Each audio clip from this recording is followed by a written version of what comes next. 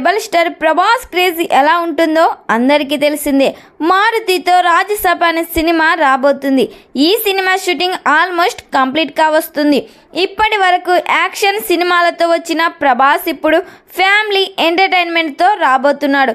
ఇందులో ప్రభాస్ లుక్స్ కూడా న్యూ లుక్లో కనిపించబోతున్నారు.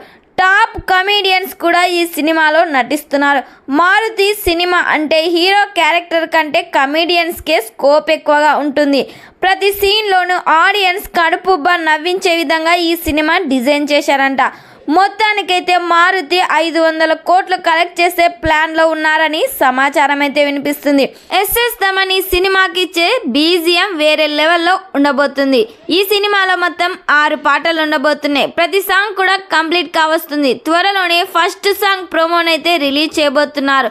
మరి ఈ సినిమా థియేటర్స్లో రిలీజ్ అయ్యి బిగ్గెస్ట్ బ్లాక్ బస్టర్ కావాలని కోరుకుందాం.